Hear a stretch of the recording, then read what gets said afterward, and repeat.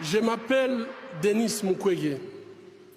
Je viens d'un pays le plus riche de la planète. Pourtant, le peuple de mon pays est parmi les plus pauvres du monde.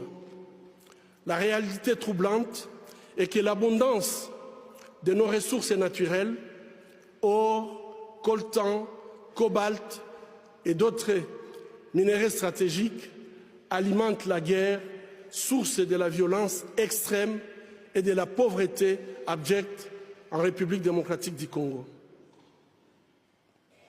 Nous aimons tous les belles voitures, les bijoux, les gadgets. J'ai moi-même un smartphone. Ces objets contiennent des minéraux qu'on trouve chez nous, souvent extraits dans des conditions inhumaines par des enfants jeunes qui sont victimes d'intimidation et de violences sexuelles. En conduisant votre voiture électrique, en utilisant votre smartphone, en admirant vos bijoux, réfléchissez un instant au coût humain de la fabrication de ces objets. En tant que consommateur, le moins que l'on puisse faire,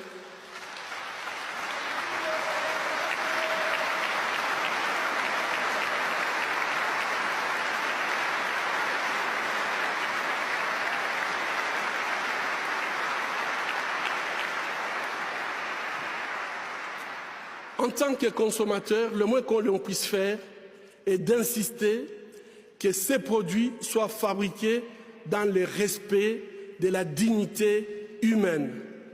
Fermer les yeux devant les drames, c'est être complice.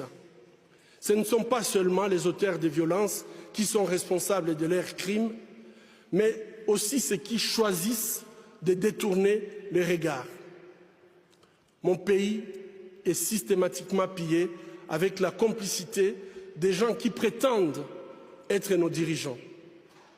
Pillés pour leur pouvoir, pillés pour leurs richesses et leur gloire, pillés aux dépens des millions d'hommes, de femmes et d'enfants innocents, abandonnés dans une misère externe, tandis que les bénéfices de nos minéraux finissent sur les comptes opaques d'une oligarchie prédatrice.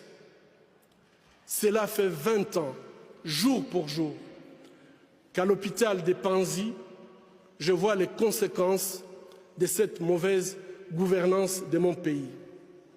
Bébés, filles, jeunes femmes, mères, grand-mères, et aussi les hommes et les garçons violés de façon cruelle, souvent en public, en collectif, en insérant du plastique brûlant ou en introduisant des objets contondants dans leur partie génitale.